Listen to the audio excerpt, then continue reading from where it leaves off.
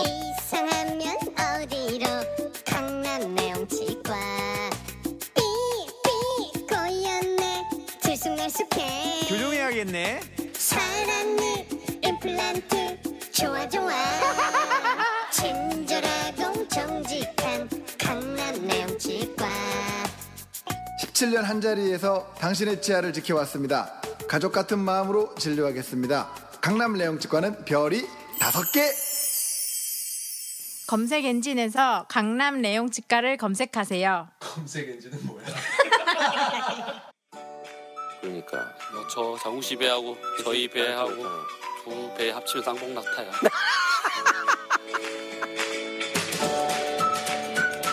식구 여러분 안녕하세요. 후식을 위한 지식, 전쟁사, 문명사, 세계사의 장옹입니다. 이 정도면 좋은 목소리 아닙니까? 네. 이 방송을 듣는 방송 관계자 여러분, 문의를 해주시면 감사하겠습니다. 하지만 전 싸게 움직이진 않습니다.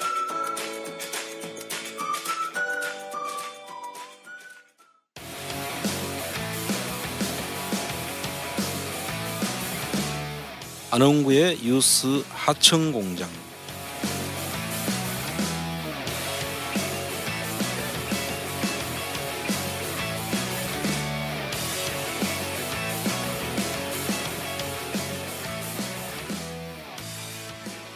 안녕하세요. 안원구의 뉴스 하청공장 33회입니다. 반갑습니다.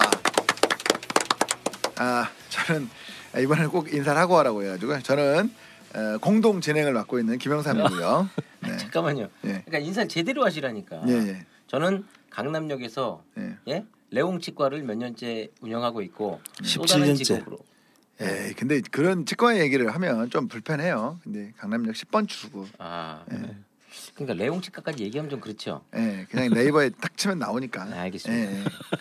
자, 그럼 저 인사하면 될까요? 네, 다시 하시겠어요? 네, 여기 계세요. 네. 저는 그 레옹치과 우리 김 박사님의 서포트를 맡고 있는 진행자 제이라고 합니다. 뭐야? 아니, 나 좀 약간 가려야겠어. 신비주의. 에이, 형이 메인이고 내가 버저지. 무슨 소리세요?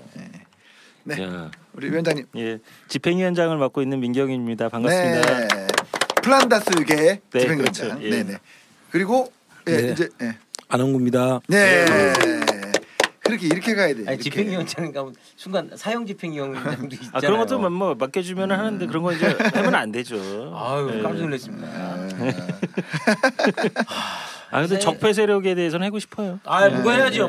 무조건 해야죠. 저는 그거는 광장에서 촛불 광장에서. 네, 그렇습니다. 그런 거 제가 맡겨주시면 본 합니다. 지금 최근에 SNS 글 중에 이게 있었습니다. 전두환 전 대통령 국립묘지 안장에 대한 그 국민 투표 그 설문조사를 했는데 6대 4로 안장에 반대하는 것 그런 중에 댓글 중에 제일 멋진 댓글로 뽑힌 게 있습니다. 궁금해요. 지금 묻으면 찬성. 지금 뭐라고? 지금 묻으면 찬성. 근데 저는 그건 좀 약간 반대예요. 그래요? 네, 왜냐면 환수할 건 환수 제대로 하고 묻어야지. 왜냐면 지금 끝나는 거 아니에요, 그냥. 아니, 저희가 공소권 없으면 되는 거 아니에요. 어쨌든 그래도 댓글이 너무 재밌어서 댓글이 민심입니다. 댓글이 민심. 뽑혀 있길래. 근데 너무 민주화의 아버님을 함부로 말씀하시는. 전대용이 아버님으로 그때 얘기 됐어요 그때. 아니 민주화라고 또 애가 있을 수 있습니다. 그래요? 전 민주화. 밝히신 거 아니에요, 저기. 뭐 민주화의 아버님이라고 부인께서 직접 밝히셨으니까 애가 또 민주화라는 애가 있겠죠. 그러니까 또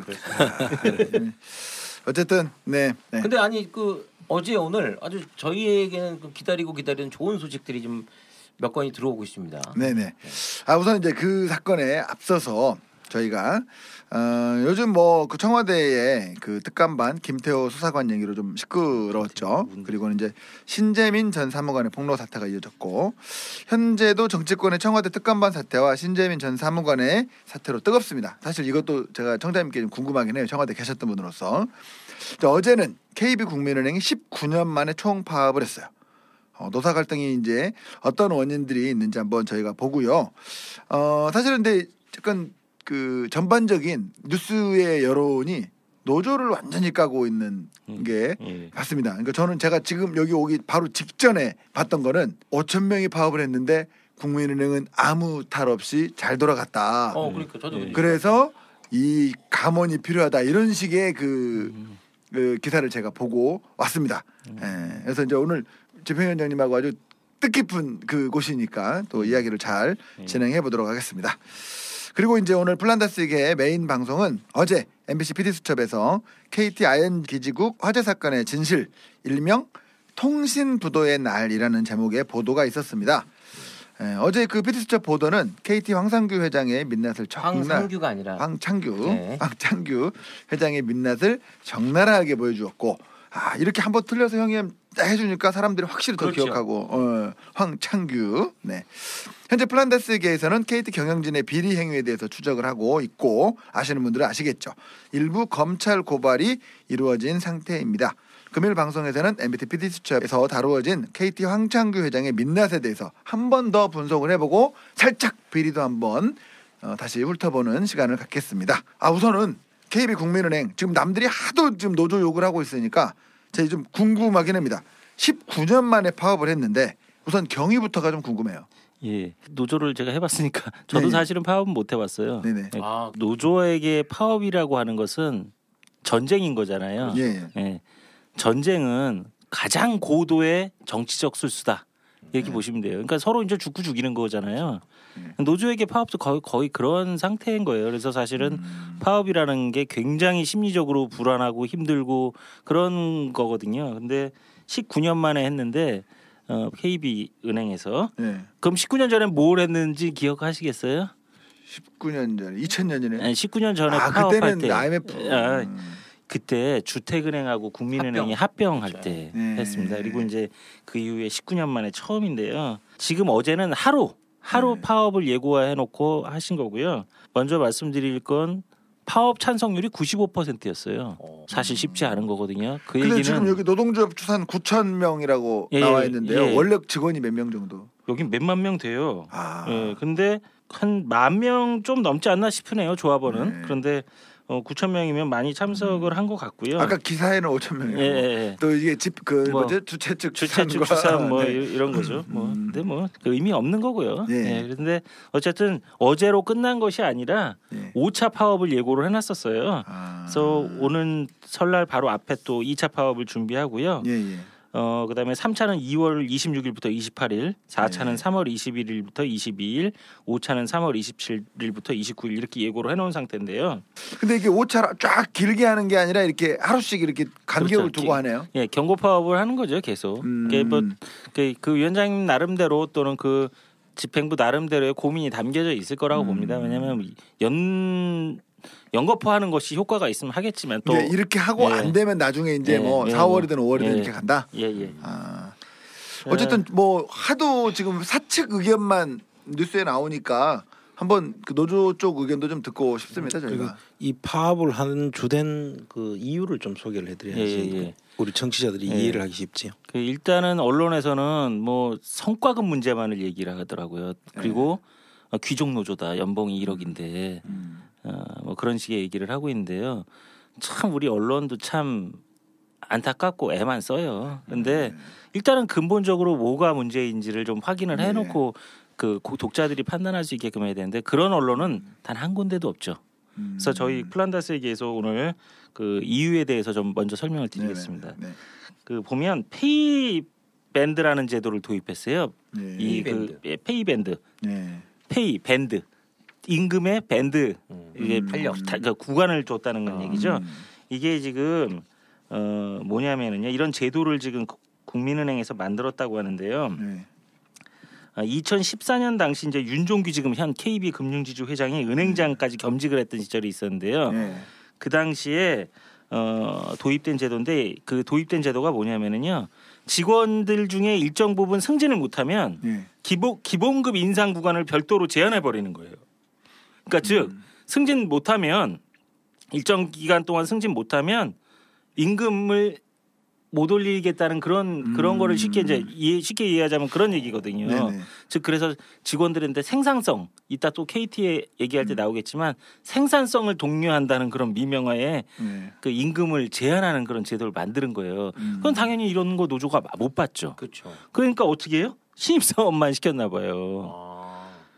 고참 직원은 안 하고 지금 그 당시에 입사한 신입사원들은 사실 요즘에 취직이 어렵고 그러니까 네. 뭐 그거라도 받고 들어오죠. 네, 네. 근데 뭐 그때 당시 노조가 합의했는지 여부는 제가 지금 더 확인을 못 해봤는데요. 네, 네. 이거 지금 이 노조가 못하겠다 이런 거고 노조는 그 어린 신입 직원들 그렇게 차별 대우하면 안 된다 네. 이런 주장이고 회사는 이거 확대하겠다는 얘기예요. 이건 당연히 노조가 뭐 막아줄 수 있는 거 아니에요? 네. 이게 뭐 부당하고 귀족 노조하고 무슨 상관이 있어요? 네. 오히려 제가 보기엔 그런 귀족 노조라는 말을 쓰시는 언론사 분들이 더 귀족스러운데, 그죠? 그건 당연한 거예요. 이거 선배가 돼가지고 후배 노동자들을 위해서 네. 그거 투쟁해 주는 거 얼마나 아름다워요. 네. 그냥 자기네한테 득될 거 하나도 없는데도 싸워주잖아요, 그죠?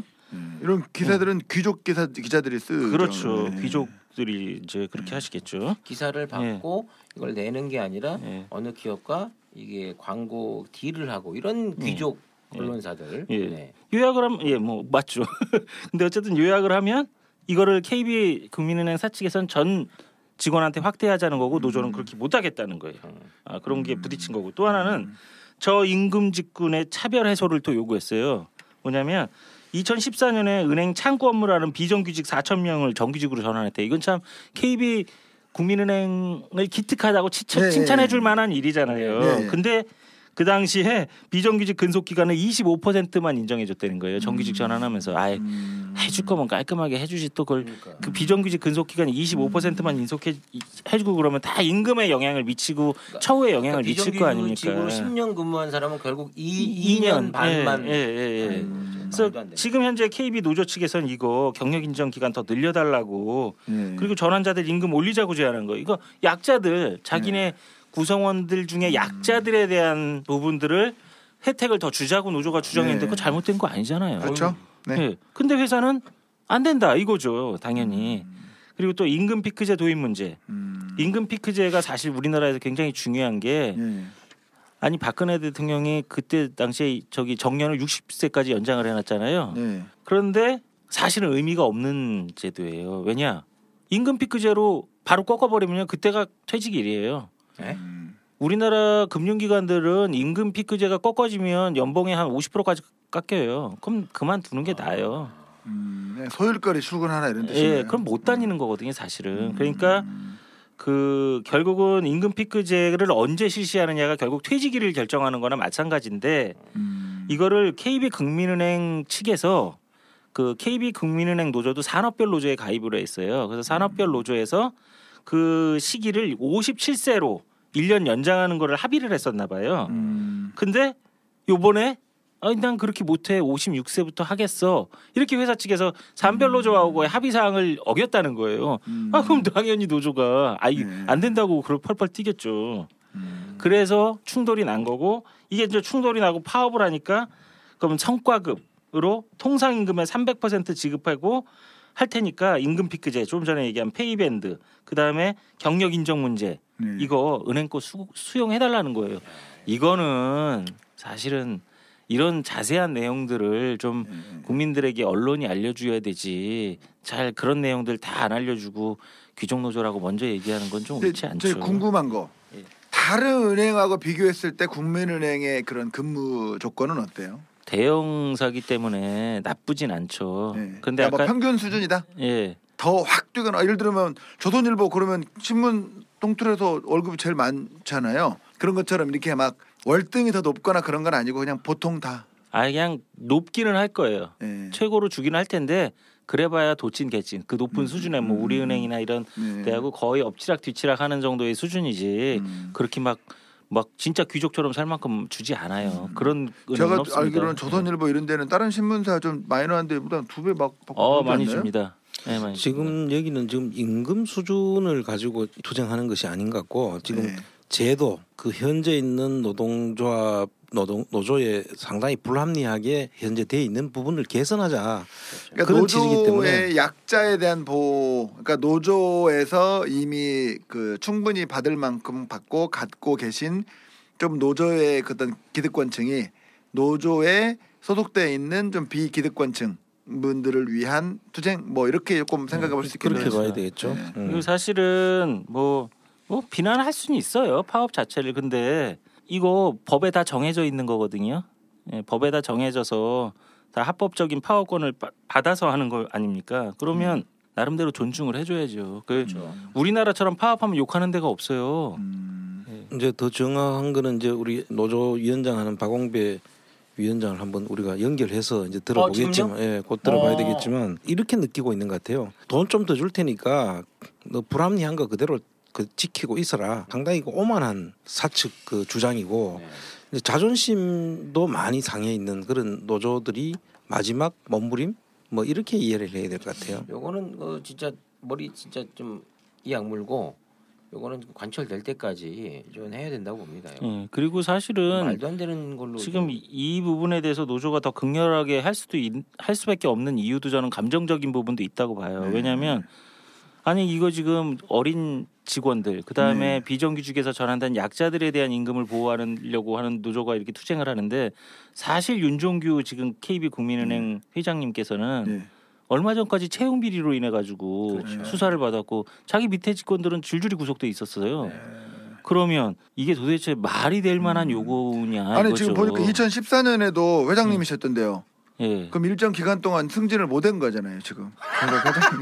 그렇죠. 임금 피크제 적용 받으시고 이제 아니 일정 기간 동안 승진을 못했으니까. 그러니까 원래 이런 이거는 국민 이제, 기업은 정권 바뀌면 임금 피크제 적용해야 되는 거 아닌가요? 아니 정권 바뀌어야 되는데. 그러니까 우리 이거는 문재인 좀- 대통령 그러니까 문재인 정부가 들어서면 거기 임금 피크제가 돼야 되는 그런데 더 하시는 게 제가 보기엔 더 염치가 없지 않나 이런 그죠? 그러니까요. 예. 몇몇 분들이 계시죠. 이렇게 예, 또 장기 이- 집권하시는 분들. 그렇죠. 정권이 바뀌었는데 임금 피크제를 적용 안 받으시는 그런 공기업들이 좀 제가 있죠. 보니까 어쨌든 제도가 불합리한 것 같고 돈은 사실 국민은행 측에서도 야 돈 좀 더 줄 테니까 제도를 받아들여 이런 식인 거잖아요. 예. 그 약간 자존심을 건드리는 그죠? 예. 그런 거 이제 만약에 돈 좀 더 줄 테니까 이런 거 받아들여. 그러면 이제 웅영님이 저는 받아들이죠. 저희는 이제 바로 이 사람 어떻게 보고 그까 300% 100%만 주는 거예요. 그래 받아들이지. 자존심은 뭐 집에 두고 오면 되는 300까지도 건데 안 합니다. 진짜 집에 두고 오면 되는 건데 사실 노조라는 게 사실 가치 투쟁인 거지. 약간 그런 부분도 좀 있지 않습니까, 그죠? 그럼요. 예, 단순히 어떤 재물 이런 것보다는 사실 이 문제는 이제 노조가 주장할 바가 아닌 다른 뒤태 이면이 사실 있어요. 노조가 주장할 수 있는 그 내용만 지금 하는 것이고 사실은 여기 국민은행은 우리도 우리 국민은행에 대해서 우리가 그 고발을 해놨잖아요. 네. 그 현대증권 그렇죠. 비사이고 사줬다. 이제 그런 것처럼 그 과정 속에 이면 속에 아직도 언급 안 된 내용들이 사실 많이 숨어 있어요. 그래서 그런 부분들을 노조가 할 이야기는 뭐 아닐지도 모르기 때문에 이 파업 속에는 그런 의미들까지 다 포함되어 있다. 그렇죠. 이렇게 이해하는 게 네. 맞을 것 같아요. 뭐 한번 그 박홍배 위원장을 지금 한번 연결해 볼까요? 예, 지금. 네, 박 위원장님 지금 바로 방송 시작하겠습니다. 예. 네. 예. 안녕하세요. 먼저 인사드리겠습니다. 저는 그 안원구의 뉴스하천 공장의 진행을 맡고 있는 제이라고 합니다. 예, 저는 Y라고 합니다. 네. 일단 장웅 선생님하고요. 김영삼 박사님입니다. 예. 예, 일단 개그맨 주시고요. 위원장님 고생 많으시고요. 네, 아닙니다. 예, 궁금한 거 몇 가지 좀 여쭤볼게요. 예, 예. 자, 먼저 현재 그 KB 국민은행 노동조합이 파업을 진행하고 있는데 이 조합원들이 그 어느 정도 호응을 하고 있는지 굉장히 궁금합니다. 예. 저희가 지난 12월 중순부터 전국의 지방 도시들과 그리고 서울 여의도 본점 앞에서 집회를 했는데 네. 약 7천여 명이 넘는 직원들이 집회에 참석을 했었습니다. 네. 그리고 7일 총파업 전야제 당일에는 10,000명이 넘는 직원들이 그리고 총파업 날짜에도 상당수 많은 직원들이 파업에 참가를 했습니다. 많이 오셨네요, 진짜. 예. 자, 그 현재 노조의 파업의 그 회사 측의 대응 수준 어느 정도인가요? 회사 측 대응이야 뭐 할 수 있는 대응을 다 하는 것 같습니다. 저희가 이제 금융노조가 간혹 금융노조 차원의 산별 차원의 파업을 한 적이 있었었는데요. 네. 그때 대응했던 뭐 사측의 노하우, 매뉴얼 뭐 이런 것도 당연히 있는 것 같고 또 회사는 워낙 그 자금력이 막대하니까 국내 뭐 최대 대형 로펌, 노무법인 이런 것들 다 자문을 받는 걸로 알고 있습니다. 뭐 대응도 상당히 체계적이고 전략적으로 그렇게 대응을 해왔는데 이번에 뭐 굉장히 많이 눈에 띈 건 이 파업 참가를 하지 못하게 하기 위해서 이 부당노동 행위의 선을 오락가락하면서 그러니까 경영진이 지시할 때는 법적으로 부당노동 행위까지는 안 볼 것처럼 이렇게 하는데 실제 그 관리자들은 부당노동 행위를 할 수밖에 없는 그런 일들이 많이 벌어졌습니다. 그러니까 이게 일례로 자꾸 코를 걸어 놓으려고 뭔가를 자꾸 꾸미는군요. 네네. 어쨌든 직원들이 뭐 인사상 불이익 이런 것들을 우려해서 파업에 참가하지 못하게 하려고 하는 작업들을 많이 했고요. 네. 그리고 실제 이제 지방에서는 버스를 타고 이동을 했는데 버스 앞에 가서 들어 누우신 분도 계셨었고 어떤 지점장님은 버스에 올라가서 자기 직원을 데리고 내리신 분, 또 어떤 분은 그 고속버스를 쫓아오셔서 휴게소까지 오셔가지고 직원들 다시 태워서 가신 분까지 있었다고 들었습니다.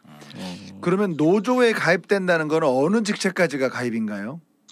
저희 노조원의 범위는 사실 법적으로는 지점장님 밑으로는 다 노조원인데요.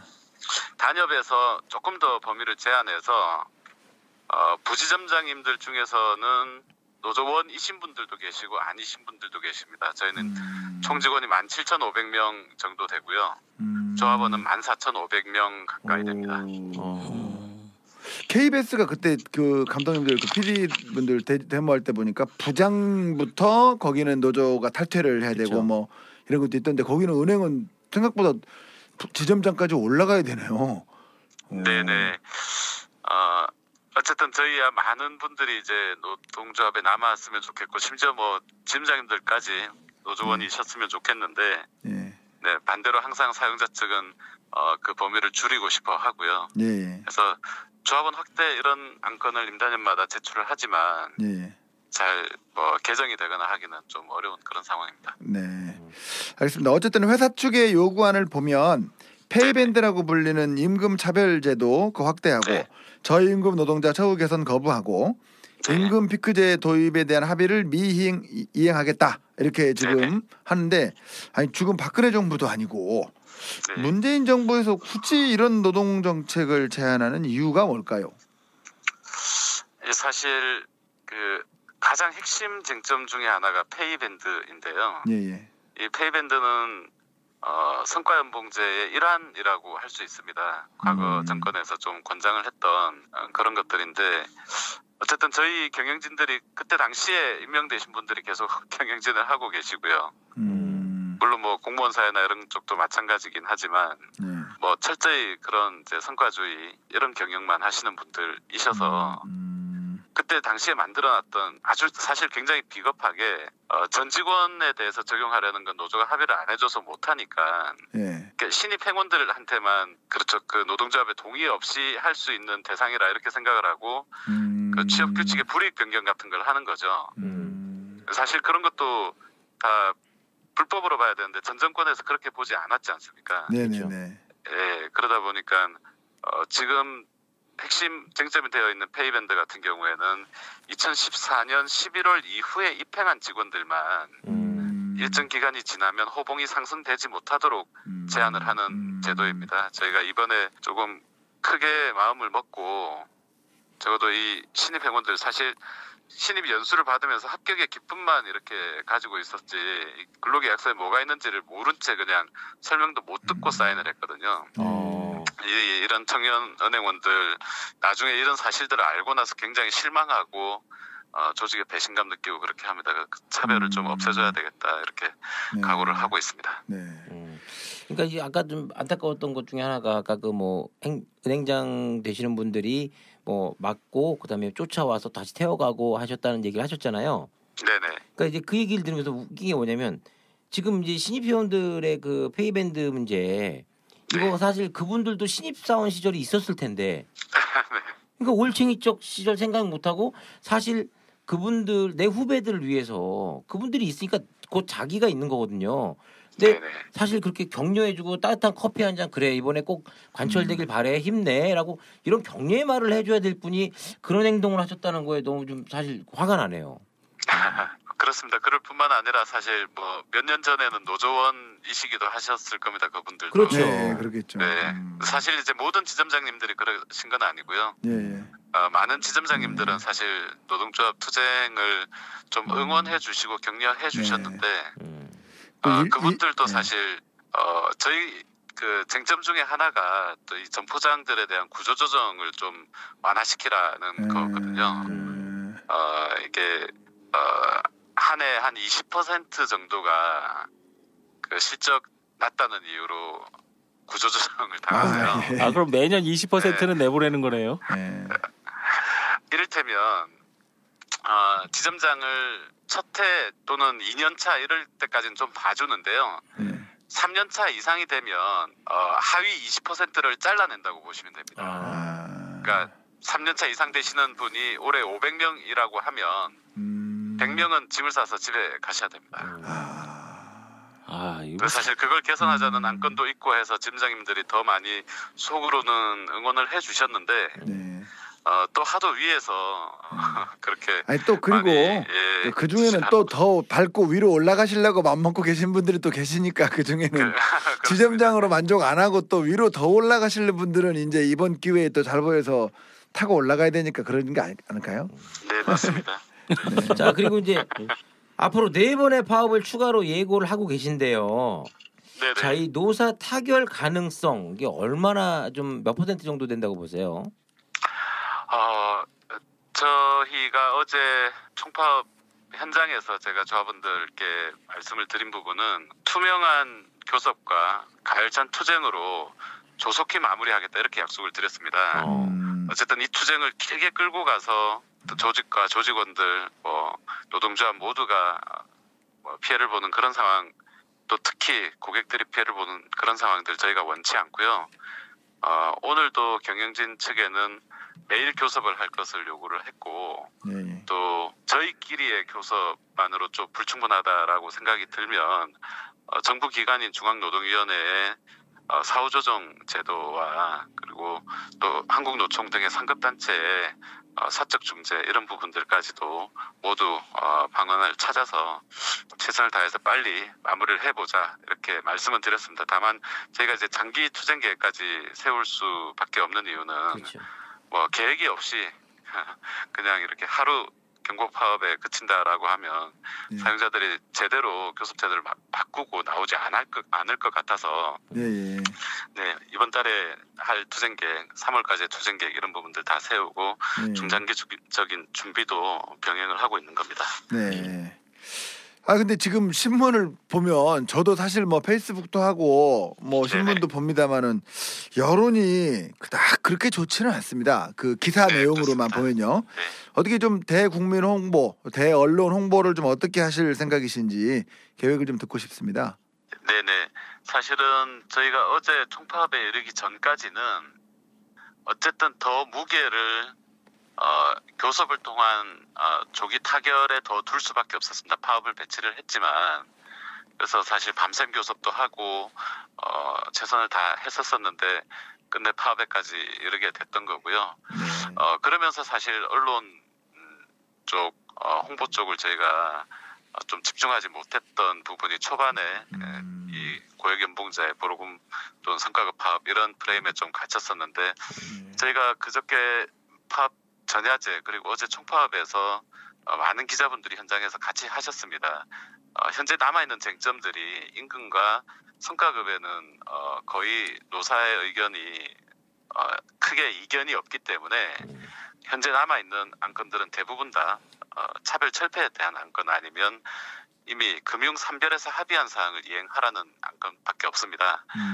이 부분들 집중적으로 좀 말씀을 드렸고 그 이후에 기사 논조들이 조금 바뀌고 있습니다. 저희는 내일도 보도자료를 좀 내고 지금 저희가 싸우는 그리고 조합원들이 그렇게 분노해서 순진한 은행원들이 그렇게 파업 현장까지 모일 수밖에 없는 이유에 대해서 국민들께 좀 더 상세히 설명드릴 예정입니다. 알겠습니다. 그 마지막 질문 하나 더 드리겠습니다. 네네. 네, 현재 우리 시대의 금융 노동자의 권리를 대변하는 아주 중차적인 역할을 하고 계신데 KB 금융노조 파업을 바라보는 많은 분들에게 한 말씀 하실 수 있다면 속 시원하게 좀 하시면 되겠습니다. 네, 사실 겉에서 보면 굉장히 화려해 보이고 좋은 직업으로 비춰지는 게 사실입니다. 그리고 우리나라의 많은 비정규 노동자들 또는 최저임금을 받고 일하는 노동자들에 비해서 그 처우도 좋은 것은 사실입니다. 그러나 저희 KB국민은행의 재직 중에 돌아가셨던 분이 지난 한 해만 10분이나 되십니다.